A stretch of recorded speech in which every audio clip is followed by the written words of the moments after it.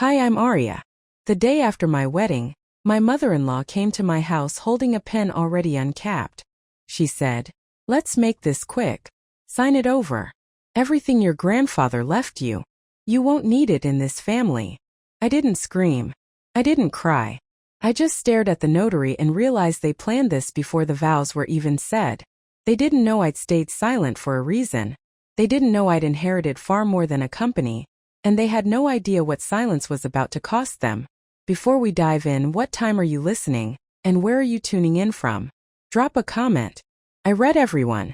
The sheet still smelled like lilies and champagne. Miles's arm was heavy across my stomach, his breath even and warm against the back of my neck. He was still asleep, peaceful, unaware. I stayed still, eyes open in the dimness of the master bedroom at his family's estate just outside Austin. I hadn't told him. Lying there, one hand tucked under my pillow, I thought about it again, the sealed folder buried deep in my suitcase. The company my grandfather built brick by brick in the shadows of Texas oil fields. It was mine now, legally, quietly, entirely. He died 2 years ago, just after my parents stopped calling. I remember standing beside his hospice bed, holding his frail hand as he pulled me close and whispered, "Don't speak of what's sacred until you know who's safe." That was his last sentence. And I listened. God knows I've always listened more than I've spoken. No one in my family, not my mother, not my father, not my older sisters, knew he'd left me everything. They believed his company went under a decade ago. That's what they told everyone after he refused to sell it off like the rest of the family begged him to. But he never did. And now it was sitting in trust under my name. Outside the window, the Texas sun was just beginning to light the horizon in soft pinks. I gently moved Miles's arm, slipped out of bed, and padded quietly to the bathroom. I needed to breathe. It was supposed to be the day after our wedding, our first full morning as husband and wife. I expected coffee, maybe a walk around the grounds, not what came next. By the time I'd showered and dressed, the house had already come alive with muffled voices and soft footsteps. But instead of a warm welcome or breakfast with the in-laws, a housemaid knocked gently on the door and said, "Mrs. Vivian is waiting for you downstairs in the drawing room." She called me Mrs. Miles Whitlow. The words felt tight around my chest. I followed the long corridor down past oil paintings of Miles's ancestors and tables lined with cut crystal. The air smelled like lemon polish and old money. Vivian was already seated when I entered. Her posture was perfect, legs crossed at the ankle, pearls gleaming in the morning light. A man in a dark suit stood silently beside her. On the table, a leather folder, a silver notary seal, and an uncapped pen. "Good morning, darling," Vivian said, her voice smooth as warm syrup. "Let's formalize your role in the household." "Just a formality." I smiled, blinking twice before I moved toward the table. The man beside her said nothing, just slid the folder toward me. It was already open to the signature page. Something inside me cooled. The kind of chill that doesn't touch your skin but slides down your spine. I sat slowly, picked up the paper. The title read, "Durable Power of Attorney, Domestic and Financial Affairs." My fingers paused at the edges. The language was written in legalese, but I could read between the lines. "This is interesting," I said softly, flipping through the pages like I hadn't seen that phrase before. "Mind if I review it with my attorney?" Vivian's smile didn't break, but her eyes did, just for a breath. It was subtle, the flicker of irritation. If I hadn't spent my whole life reading silence, I would have missed it. "Of course," she said, voice still sweet. "It's just a family thing. No pressure at all." I nodded politely and closed the folder. I'd grown up being the quiet one, the overlooked daughter, the one who didn't argue, didn't push, didn't take up space. But that never meant I wasn't watching, listening, filing away the small cracks in people's masks. And in that moment I knew exactly how they saw me. A sweet little Southern bride who just married into their old money world without a dollar to her name. Not a threat, not a force. Perfect. That afternoon, I made polite conversation with guests trickling out from the weekend festivities, smiled for pictures, wrote thank you notes in my journal to transcribe into cards later. I played my part perfectly. By the time the sun dipped below the line of cypress trees and the cicadas started humming, Miles and I were back in the guest wing. He was loosening his tie when he glanced over and asked, "Did you and Mom talk today?" I didn't skip a beat. "We had tea." He smiled, kissed the side of my head, and started unbuttoning his shirt like nothing in the world was off. But I walked to my suitcase, unzipped the false lining, and pulled out the sealed manila folder thick with documents embossed with my grandfather's initials. I held it in both hands for a moment, then whispered, "Thank you, Grandpa." When I closed the suitcase again, I caught sight of the pen Vivian had left behind, still uncapped, resting on the table in the corner like it was waiting for a different kind of signature. She smiled when I refused, but her eyes said, "You'll regret this." That look stayed with me through the next morning, clinging like smoke. I woke in Miles's childhood bedroom, our temporary honeymoon suite, according to Vivian, with the strange sense that something had shifted in the air. The windows were open, bird song drifting in, but the bed felt colder somehow. Miles was gone. I pulled on a robe and headed downstairs. The house was oddly quiet for a place that had just hosted a wedding. I walked past the formal dining room where Miles had promised a family brunch. Just us and the people who matter.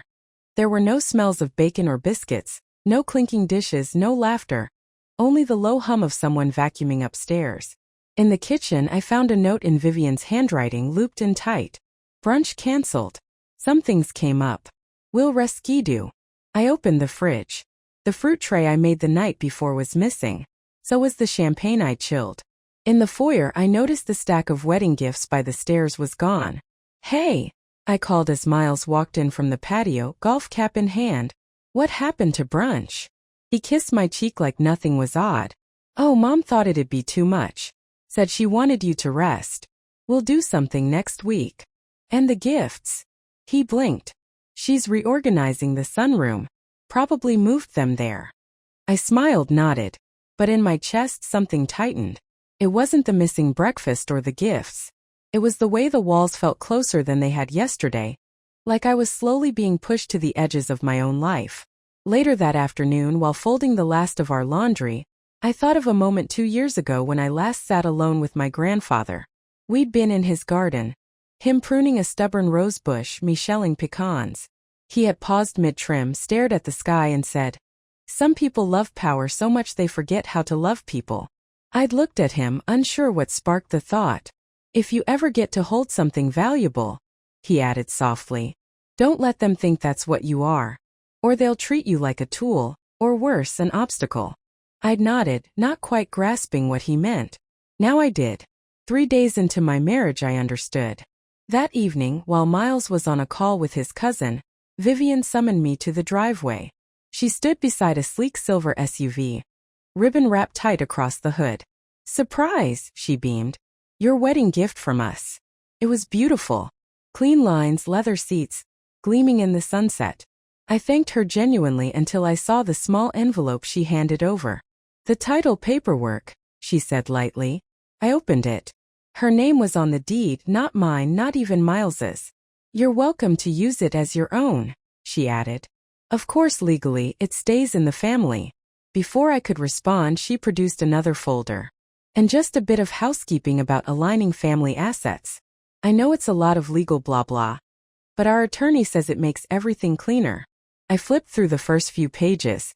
Terms like asset access, power of substitution, and joint holdings danced across the print like warning signs. I smiled again calmly. "I'll need to have my attorney review this, just protocol." She didn't protest, not out loud, but her jaw flexed. That night, back in the bedroom, I sat on the bed while Miles changed out of his golf clothes. He chatted about his cousin's new house, their plans to invest in a car wash franchise. I didn't bring up the car or the contract. Instead, I listened. Listened the way my grandfather taught me to listen, not just to words but to patterns. Later, brushing my teeth, I heard Vivian through the thin bathroom wall. She was on the phone whispering. "No, not yet," she said low. "She's not as pliable as I thought, but give it time. Every girl cracks once you control the assets." I turned off the faucet. My pulse slowed, not out of fear, out of certainty. It wasn't just my name missing from that title. It was a test and I'd passed it. The next morning I told Miles I needed some air. Just a walk, maybe a coffee. He kissed my temple, barely looking up from his iPad. Instead of heading toward the park, I walked 2 blocks, then got into a rental car I'd booked the night before under my maiden name. I drove to an office building on the edge of town, A place with tall windows and a sign that read ill and co-work. I swiped in, took the elevator to the 3rd floor, settled at a desk that smelled faintly of lavender and old coffee, opened my laptop. There it was, my company dashboard. Sales up 11% from last quarter. Subscriber growth steady. New partnership offers flagged for review. I opened a fresh page in my private journal. Type slowly, steadily. Do not react emotionally. Observe, protect, wait. Then after a pause, they think silence means submission, but silence is just space to listen, to plan. I closed the laptop, my eyes drifted to the window, the sun slipping lower into the trees. I knew now exactly what kind of game I was in, and I wasn't about to fold. The first check cleared from my account without my permission. It was just past 8 a.m. I was sipping my lukewarm coffee at the co-working space when I glanced at the notification on my phone. At first, I assumed it was a routine monthly charge. Maybe the grocery delivery or a utility bill Miles had put on autopay. But the moment I opened the alert and saw the figure, $18,000, I sat up straighter. See advisory, it read. I didn't recognize the name. I opened the bank app. Heart picking up pace. The transaction had cleared from our joint account. I dialed Miles without thinking. He answered with a cheerful, "Hey babe."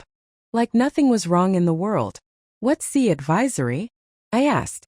There was a pause, just long enough for me to hear a soft intake of breath on his end. "Oh, that it's just a setup fee," he said casually. "For Mom's consulting firm. You moved $18,000 without telling me." He chuckled as if I'd overreacted. "I thought it was fine. It's just to get things rolling for her. You know, she's trying to build her thing again." I swallowed my frustration. We agreed. No financial decisions from the joint account unless we both signed off. Remember? I mean, come on. We're married now, Arya. We're family. Everything doesn't have to be so formal anymore. Don't you trust me? Trust. That word stuck in my throat like a bone. I stared at the line item again. See advisory. I ended the call before I said something I'd regret. The rest of the morning I couldn't shake the unease. Between responding to client emails and reviewing product reports, I opened another tab and typed the name into a business registry. It was quiet in the co-working lounge, just the occasional hum of a printer, the distant click of keyboards. I searched the name again, this time with Texas's public record site, and there it was. C Advisory LLC, formed 2 months before the wedding. Miles listed as co-signer. Vivian, my mother-in-law, was the registered agent. I clicked through every available document. The business address was their family estate. The listed purpose, business asset transition services. That phrase repeated on every page over and over. Not consulting, not coaching, transition. My hands were still on the keyboard, but my body felt suddenly distant, like I just walked into a room that looked familiar, only to realize all the furniture had been rearranged without my knowledge. What was being transitioned and to whom? Back in our apartment that evening, Miles acted like nothing happened. He passed me a glass of wine, mentioned something about trying a new Thai place next weekend. I nodded and smiled like any normal wife would. Inside, though, my thoughts were racing.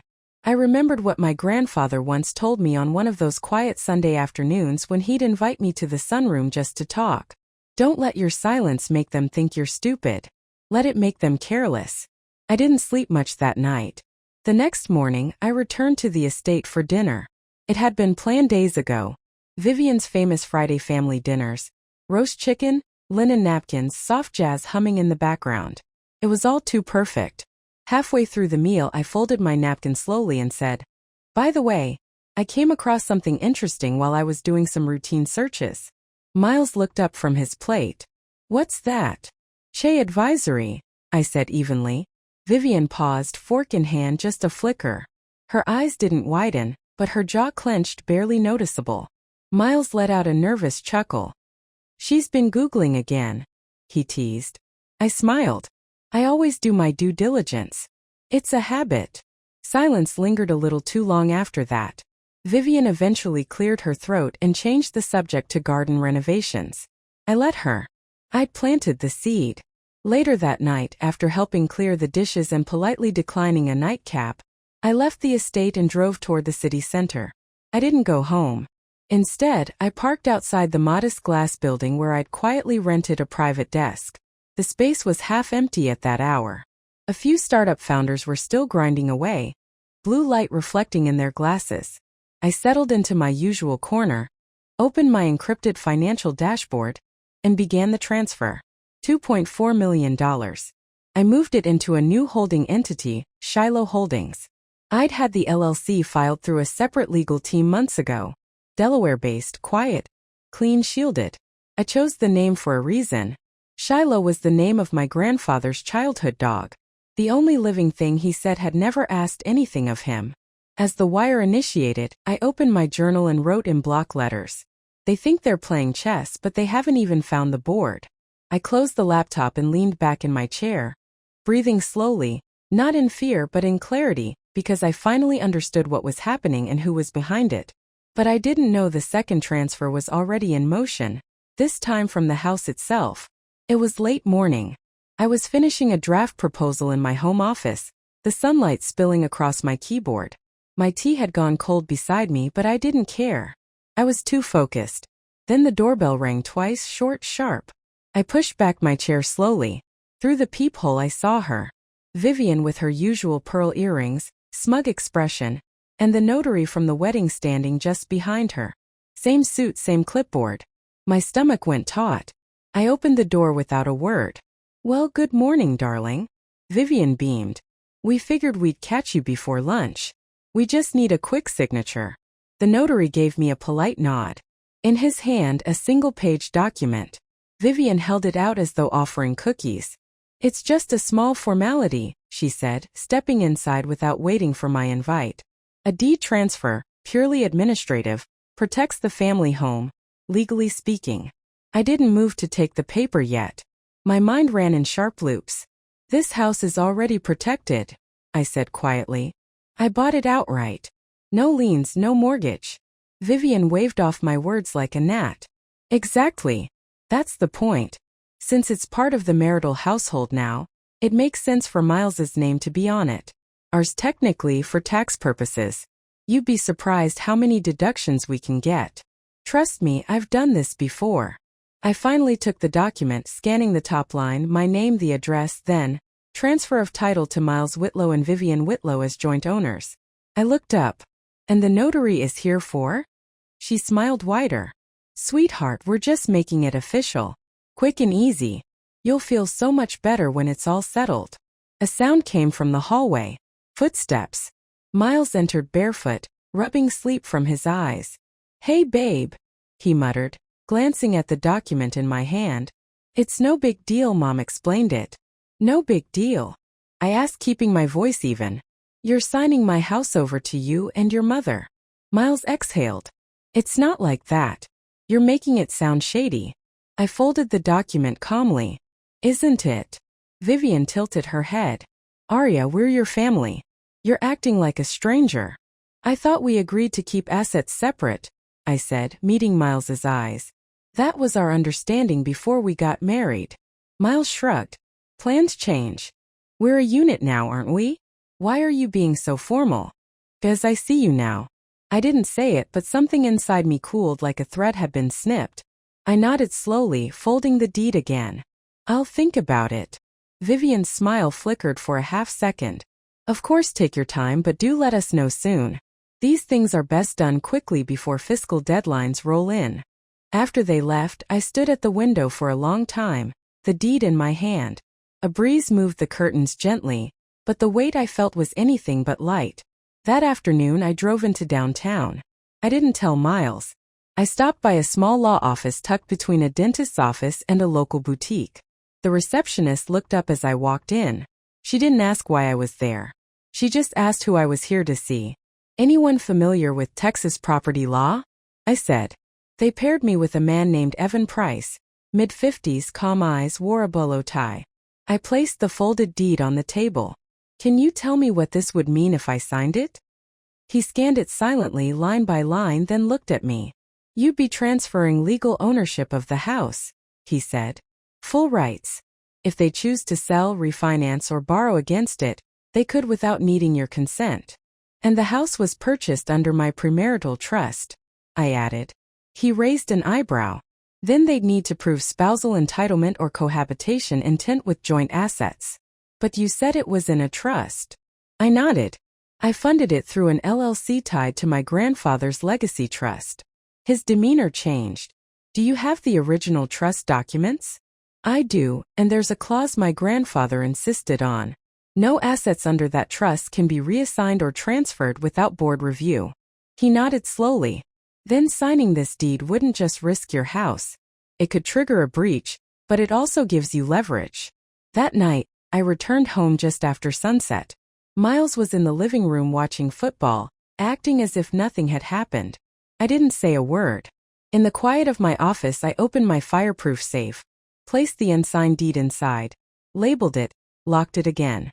Then I opened my laptop, found the email my grandfather's lawyer had once sent me back when I turned 25 and first assumed partial control of the holdings. His name, Martin Keats, still practicing, still loyal to my grandfather's memory. I typed slowly. Subject line: Family Property Inquiry. Attached, I included a scanned copy of the deed. A short note: no dramatics, just facts. Then I hit send. My hands didn't shake. I didn't burn the paper. I just lit the fuse under the fantasy they tried to build. Brick by stolen brick. That was Thursday. By Saturday morning, Miles had seemingly reset himself like nothing had happened.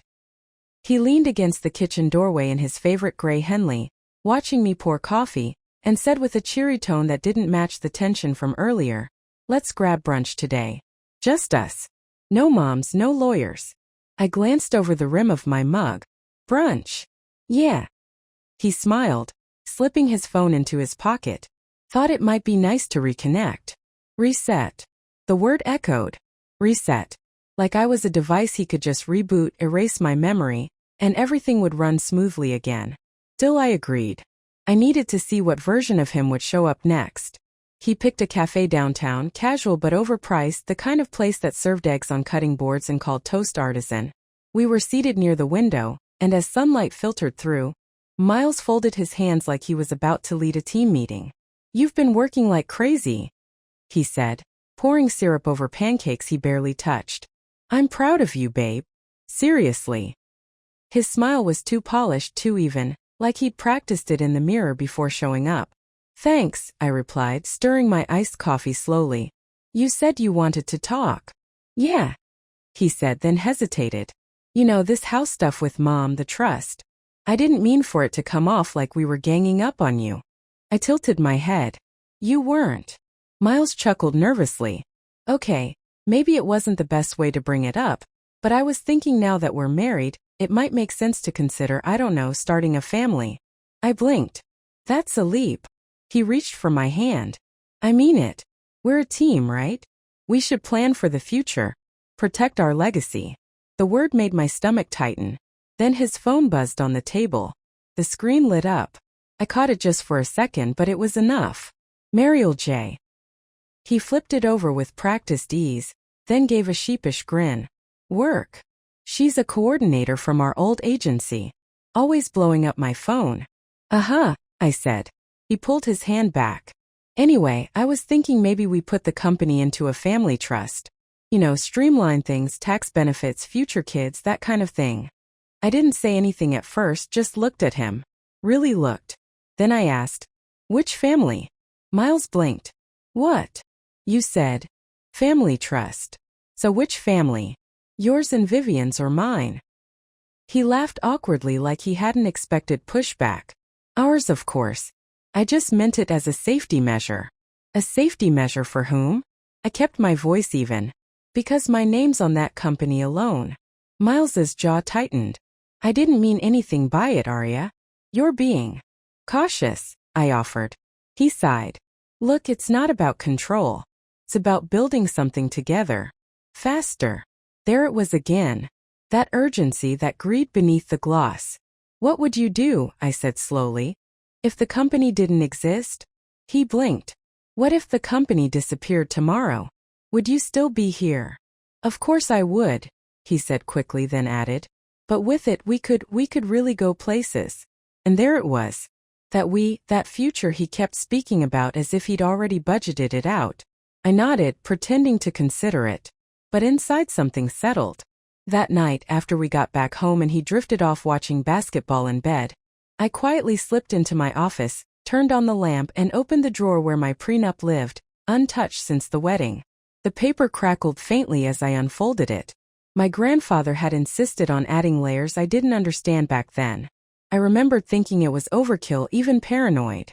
But I trusted him. And now, reading line by line, I found it. In the event that a marital partner attempts to modify ownership or control of protected trust assets through direct or indirect legal instruments, including but not limited to deeds, transfers or trusts, an automatic freeze will be triggered pending trustee board review. I exhaled through my nose, quiet and sharp. He had seen this coming. Not Miles specifically, but the type. I sat back in my chair and whispered, "Thank you." The next morning I didn't mention anything. Let the air stay light. Let Miles think we'd moved on. But that night, just after midnight, I stirred when I heard him whispering. I didn't move, just listened. His voice was low, barely audible, but I caught the cadence. "No, she hasn't signed anything yet, but I'll get it. Just a matter of time." I slipped my hand under the pillow, pulled my phone out, and hit record. One line. That's all I needed. He thought I was sleeping, but I was already awake, just not the way he expected. I didn't flinch when the bedroom door clicked shut behind him. I didn't turn when his footsteps faded down the hall. Instead, I lay still, facing the window, watching the faintest hint of dawn press against the curtains like a truth too tired to hide. By the time Miles returned to the room, I had tucked my expression into a soft, familiar shape. When he leaned down to kiss my cheek, I stirred just enough to mumble something sleepy, sweet, trusting. He smiled. I smiled back. The next morning unfolded like a quiet performance. I brewed coffee, toasted bread, and slid scrambled eggs onto his plate, careful not to overcook them, just how he liked. He sat at the kitchen counter, scrolling through his phone like the man of the house. "You're spoiling me," he said between bites. I laughed lightly. "It's a special occasion. You made it through brunch without mentioning stocks." He grinned, kissed me on the forehead, then grabbed his jacket. "Be good today." "Always," I replied. I watched the front door close behind him. I kept watching even after the engine faded down the street. I stood there until my own breath reminded me I hadn't moved in minutes. Then I did. I walked to my office and opened the encrypted folder I hadn't touched in years, the one labeled with my grandfather's initials. Inside was a digital copy of the prenup. I downloaded it, scrolled slowly, and began highlighting every clause that dealt with asset control, power of attorney, and marital leverage.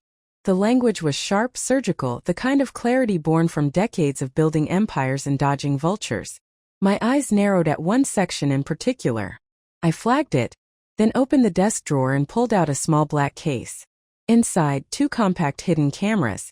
One went into the corner of my study, masked by a ceramic vase. The other I tucked into the guest room lamp, angled to capture any whispered strategy. Then came the backup. Emails, voicemails, transaction logs, all silently uploaded to a private cloud. It wasn't paranoia, it was preparation. I'd learned the difference the hard way. Around noon, I slid on a navy blazer and left the house. I didn't tell Miles I had an appointment downtown.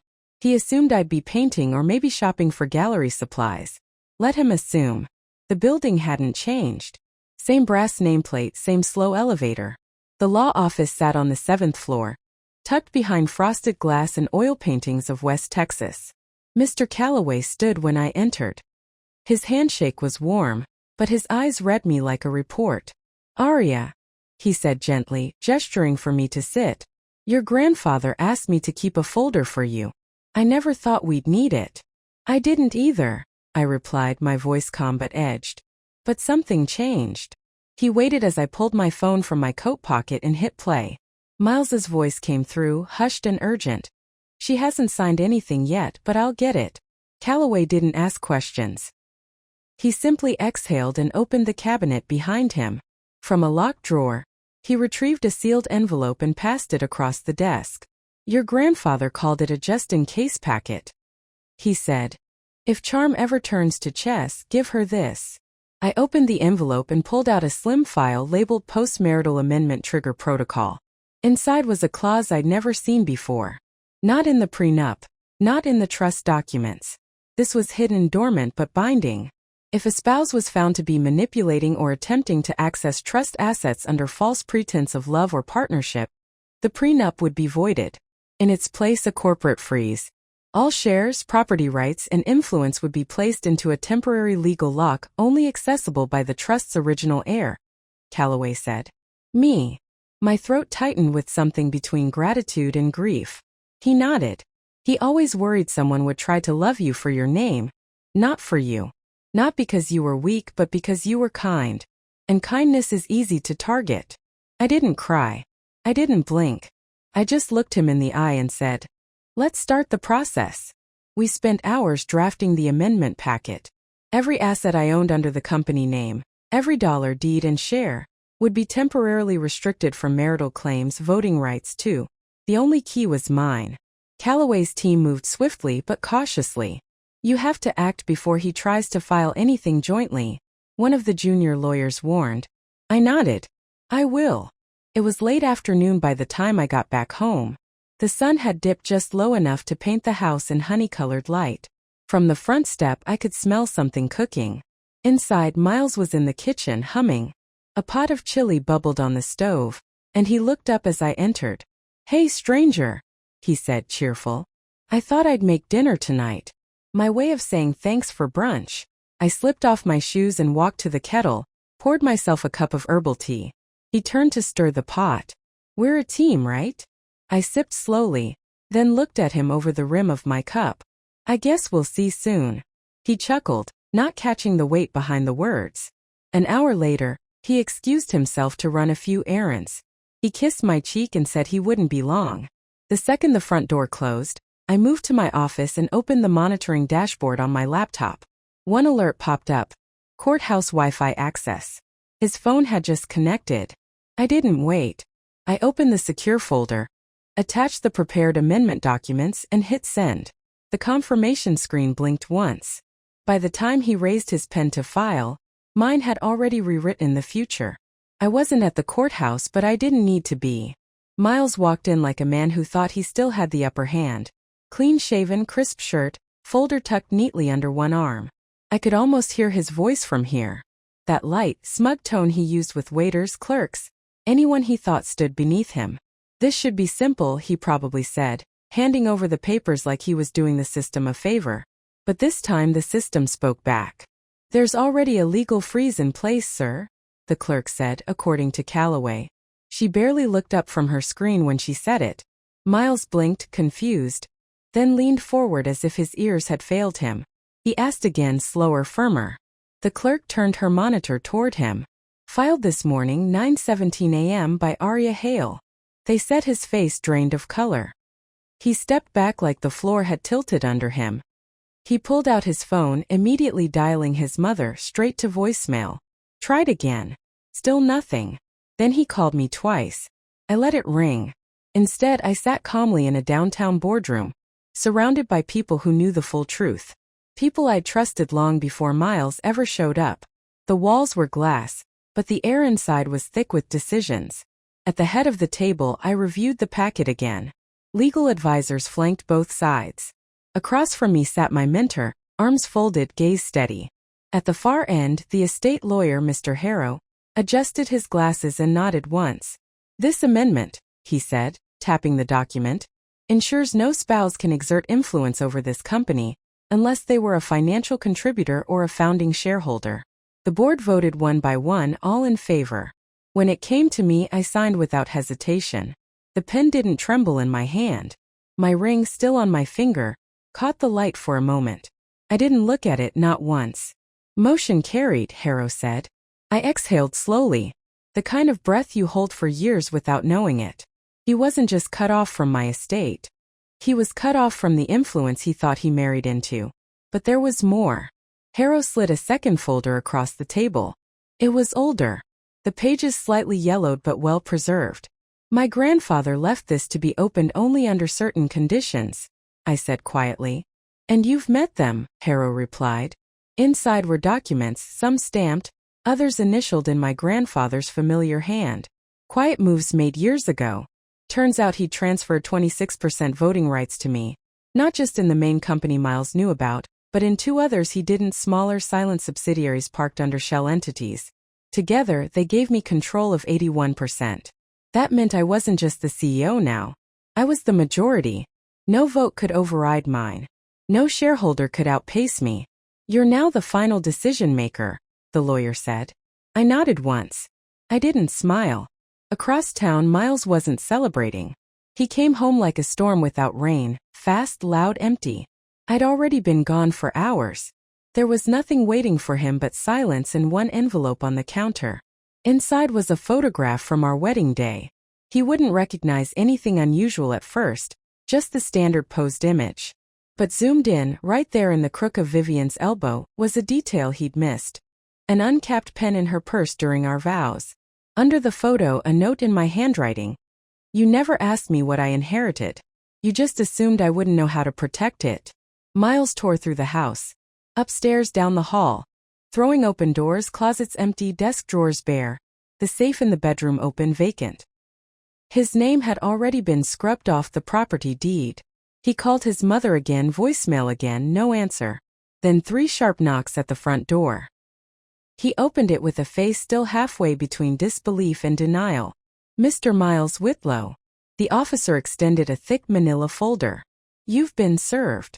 The judge adjusted his glasses and looked directly at Miles's legal team. Everything you've presented is irrelevant, he said. Her filings were signed, notarized, and submitted prior to the marriage.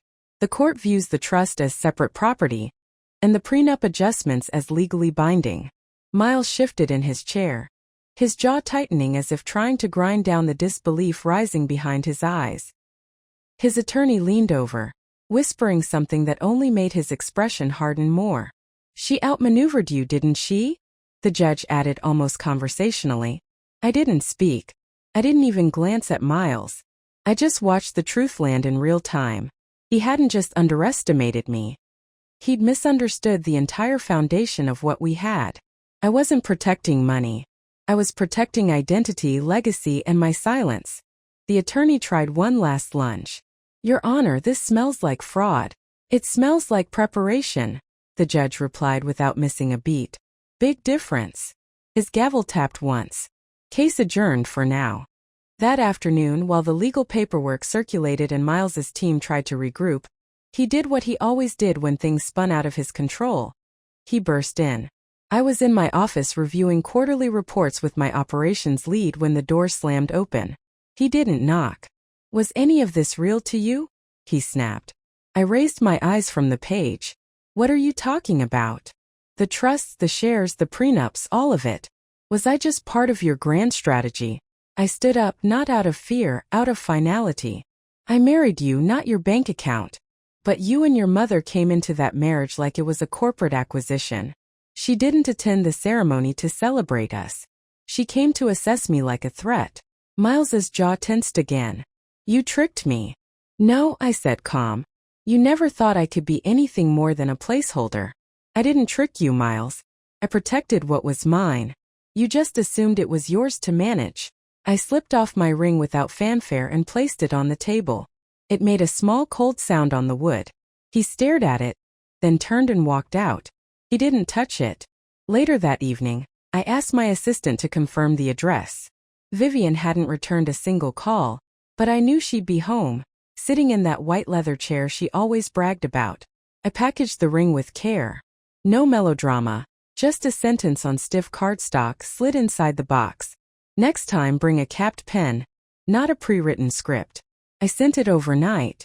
The following morning, I returned to my quiet apartment.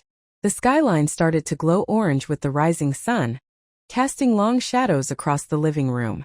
My assistant was already there, flipping through reports.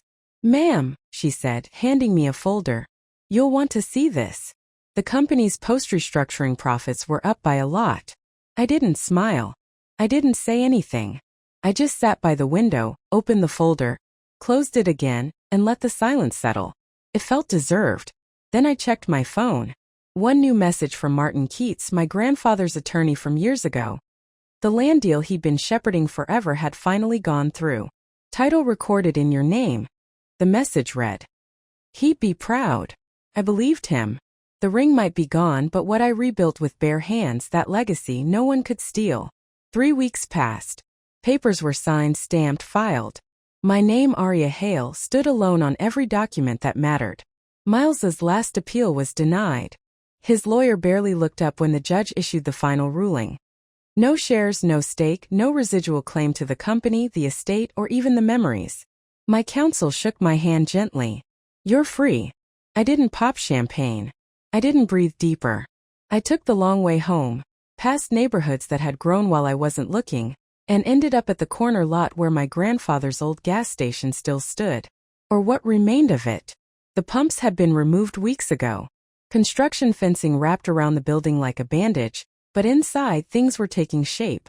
The moment I stepped in, the scent of sawdust and old oil met me. It wasn't unpleasant. It was memory. I walked to the back wall past the service counter and glanced around. One brick near the baseboard looked a hair out of place, mortar chipped like it had been lifted once before. Instinct took over. I knelt, pressed my palm to it, wiggled it loose. Behind it sat a small envelope, yellowed at the edges.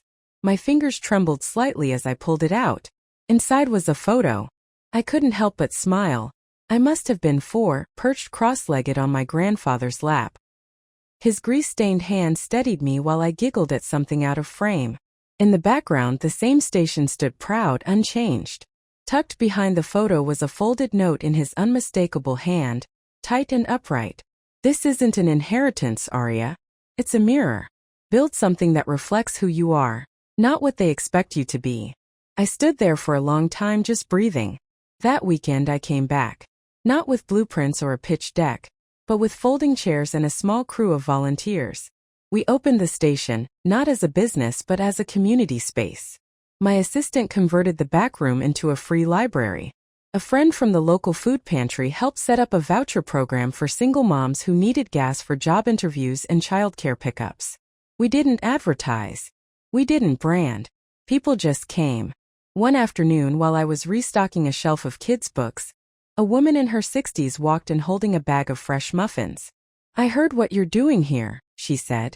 You could have sold this place and disappeared. Why stay? I looked at her for a beat. Because I want to remember where the real value is. She nodded. Well, you're making a difference, and not the kind you can deposit.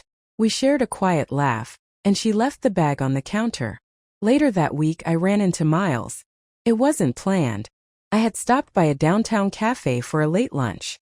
He was at a nearby table, hunched over, reading a crumpled printout. His suit didn't fit right anymore. Too loose at the shoulders, wrinkled at the knees. He looked up. Our eyes met.